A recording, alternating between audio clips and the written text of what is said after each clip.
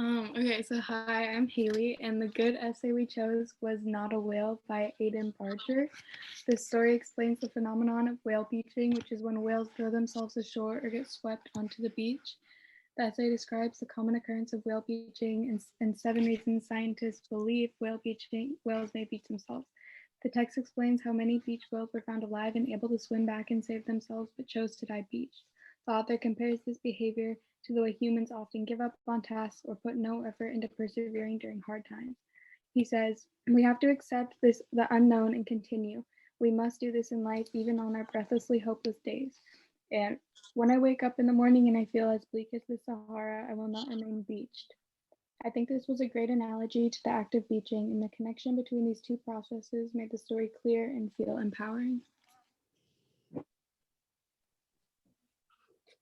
I did the grammar and the word choice on the same essay, Not a Whale.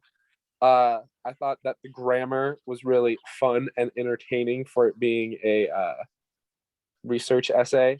A couple of the words that I liked was loony and cocoon, and then I learned a new word. It was cetaceans.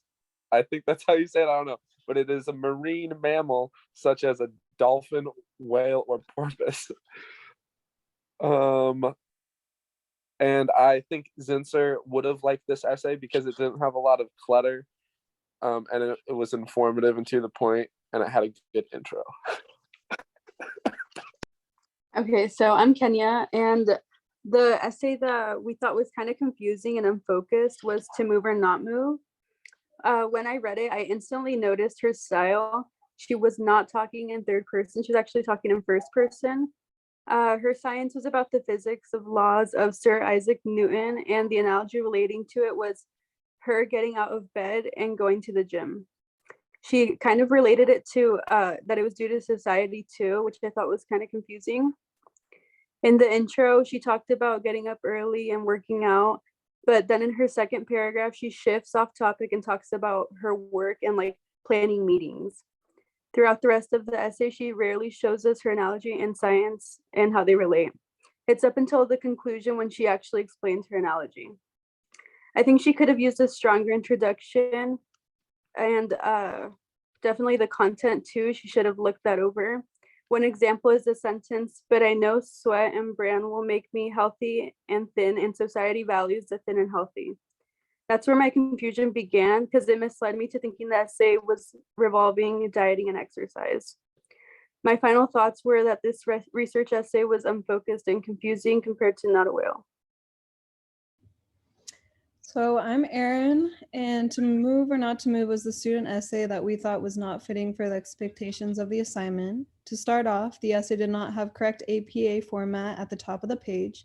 The only thing included was the title. There was also no citation at the bottom.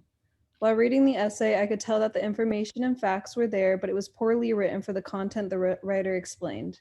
In the first paragraph, you can kind of get a hint of the analogy, but fail to find any meaning to it. Just some overused writing before rushing towards the science. Based on this, you could say the writer lacked style in their essay.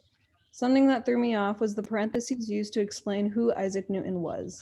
The writer states Sir Isaac Newton, and then also in parentheses the apple on the head guy, which did not give fair explanation for people that have not heard of who they were talking about.